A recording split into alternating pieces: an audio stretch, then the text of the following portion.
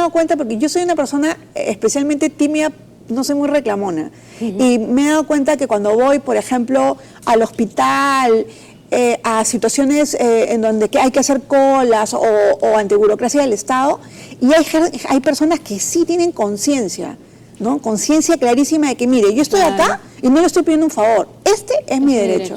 Y a mí eso me encanta, porque eso a mí me empodera, me dan, o sea, veo eso, escucho y digo, sí, yo también tengo esos derechos y tengo que hacerlos respetar, ¿no? Bueno, doctora, muchísimas gracias por su participación, por sus reflexiones y por el trabajo que hacen desde la Coordinadora Nacional. No, bueno, gracias a ti por invitarnos y por difundir este tema que a mí me parece que es fundamental, y sobre todo por difundir el tema de que tus derechos, nuestros derechos, los derechos, tenemos que defenderlos nosotros mismos. Claro, muchísimas gracias. Nosotros, amigos, nos vamos a un corte, pero regresamos con el congresista Heriberto Benítez para seguir conversando sobre este tema. Volvemos.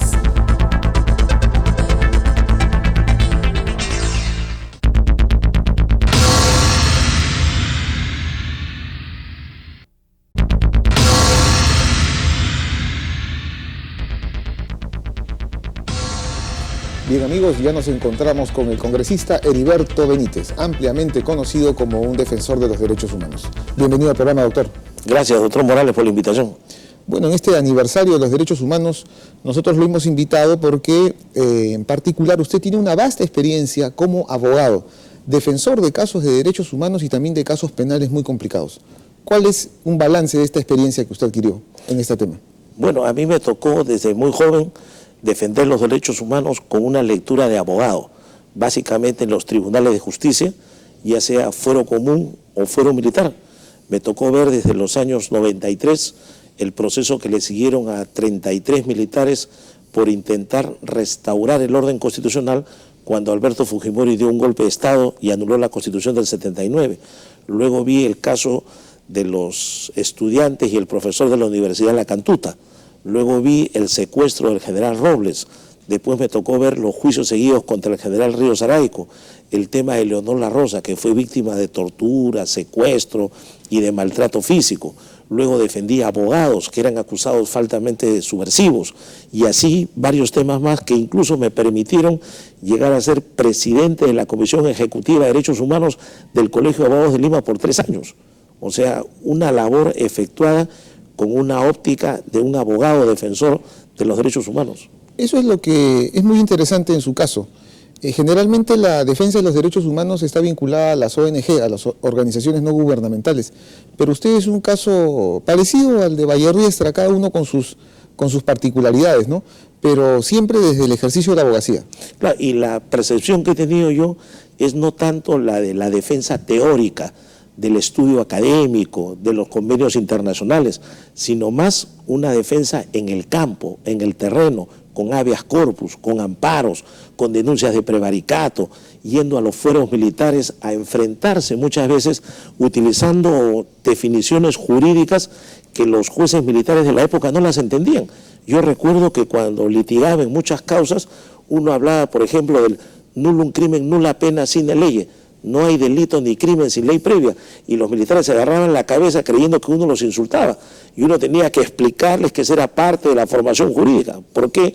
Porque en el fuero castrense los jueces eran de caballería, artillería, infantería, entonces no entendían, pero a pesar de eso librábamos la batalla, defendíamos los derechos humanos y hemos logrado causas positivas. Pero usted no cree que esta tarea individual, ¿no?, porque son pocos los que defienden de esta manera siendo abogados, no debe ser complementada con una labor de promoción, de difusión, para que no se cometan este tipo de violaciones a los derechos humanos? Sí, yo creo que los colegios de abogados deberían ser los abanderados, porque como son la conciencia jurídica del país, como participan todos los letrados a nivel nacional, creo que desde ahí debería impulsarse una promoción y una defensa de los derechos humanos para que haya preparación, capacitación, educación, valores, formación, y todo eso en conjunto permita que la población sepa cómo defenderse cuando se comete un abuso.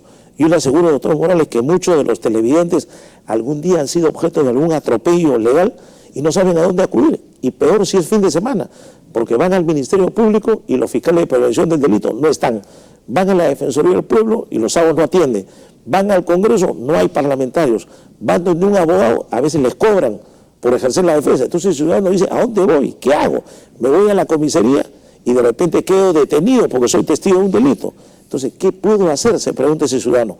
Hay que orientarlos, educarlos y prepararlos. En su caso, el ejercicio de la defensa jurídica, tanto en el ámbito penal como en los derechos humanos, usted no siguió el camino de formar una ONG o convertirse en un académico, sino usted pasó a la política. Y como político, como congresista, usted ha estado un periodo en el 2001 al 2006 y luego ha retomado actualmente. ¿Ahí también ha continuado haciendo una labor por los derechos humanos? Claro, incluso me han sucedido cosas curiosas. Cuando intenté ser profesor de la universidad donde estudié, hubo una especie de veto a mi enseñanza porque era rival político del gobierno de turno. No me dejaron dictar clases. Y recuerdo que unos alumnos del primer año me llevaron a un auditorio en un colegio para dictarle una charla de derechos humanos porque no me dejaban dictarla en el claustro universitario.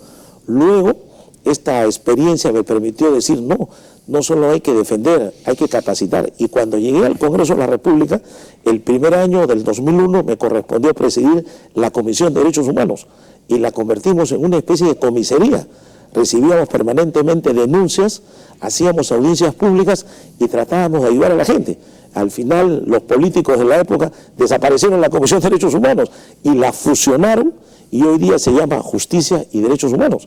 O sea, hubo un pequeño retroceso en el tema teórico, ¿no? O sea, ¿usted propondría que en esta actual legislatura se vuelva a dividir esta comisión? Yo creo que sí. Creo que el tema de derechos humanos es específico. Requiere un tratamiento especial y con gente capacitada.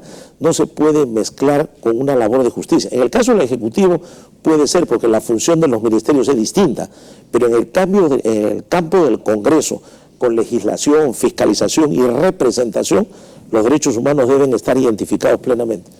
El sistema judicial peruano, tanto en el Poder Judicial como en el Tribunal Constitucional, no son las únicas vías para defender los derechos humanos. Mejor dicho, cuando estas vías son ineficaces, se acude al sistema interamericano. Usted también ha tenido una importante participación y experiencia a nivel del sistema interamericano. ¿Cuál es su valoración sobre este sistema? Mira, cuando hemos agotado la primera etapa judicial, por ejemplo, con habeas corpus, nos hemos visto acudir primero al Tribunal Constitucional. Y en muchos casos hemos logrado, gracias al tribunal, habeas corpus favorables y hemos logrado proteger a víctimas. Cuando en épocas anteriores los tribunales estaban controlados por partidos políticos, había que ir a la instancia supranacional, al sistema interamericano de protección a los derechos humanos. Hemos ido a la Comisión Interamericana y hemos logrado medidas cautelares, soluciones amistosas y recomendaciones. Y algunos casos han sido llevados por la Comisión a la Corte Interamericana de Derechos Humanos. A mí me ha tocado ir de testigo en varios casos, en el caso Chesti, por ejemplo, fui de testigo por ser representante de la Comisión de Derechos Humanos del Colegio de Abogados, y así hemos venido trabajando no solo en el ámbito nacional, sino también supranacional por la defensa de los derechos humanos. ¿Y cuál cree que debe ser la posición del gobierno en este quinquenio en relación a los derechos humanos? Por ejemplo, en el tema de las reparaciones a las víctimas de la violencia interna y que están en las conclusiones de la Comisión de la Verdad, por ejemplo, ¿no? Por citar un tema. Yo creo que es un tema crucial. Hay personas que han sufrido, han sido víctimas de violencia y tienen que ser reparadas, tienen que ser resarcidas. Además, hay sentencias de la Corte Interamericana que aún no se han cumplido con reparar a las víctimas por el daño que le causaron. Y además, tenemos que respetar los compromisos internacionales. Hay convenios que ha suscrito el Perú que forman parte de nuestro orden jurídico que tenemos que respetarlos.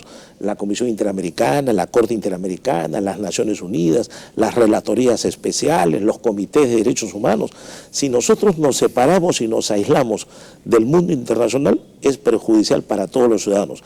Así que cuando yo escucho por ahí algunas voces que tratan de querer apartarse del sistema interamericano, de enfrentarnos con los organismos de derechos humanos, yo creo que no, hay que estar firmes. Eso sería un retroceso flagrante. Así es, sería un retroceso abismal, peligroso, que perjudicaría no a la clase política, sino a los ciudadanos. El amigo televidente que hoy día nos está viendo sabe que si en el Perú no encuentra justicia, puede acudir a una instancia internacional y ahí encontrar la protección de sus derechos fundamentales. Bueno, doctor, en este Día de los Derechos Humanos creo que ha sido bastante ilustrativa. Muchas gracias por haber venido al programa. Gracias a ustedes. Bien amigos, esta fue la entrevista con el congresista Heriberto Benítez. Bien Stephanie, esta fue una entrevista relativa a la defensa de los derechos humanos en el ámbito judicial. Así es, Francisco, muchísimas gracias y muchas gracias a todos ustedes por estar hoy con nosotros, pero no nos podemos ir sin recordarles nuestra cuenta de Facebook, Tus Derechos-TV Perú, y nuestro correo electrónico, tus-derechos@tvperú.gov.pe, donde pueden dejarnos sus comentarios, sugerencias y de repente decirnos qué otro tema les gustaría que tratemos aquí en el programa. Ya lo saben, nos reencontramos el próximo sábado a las 11 de la mañana aquí en TV Perú. Mucho más que ver.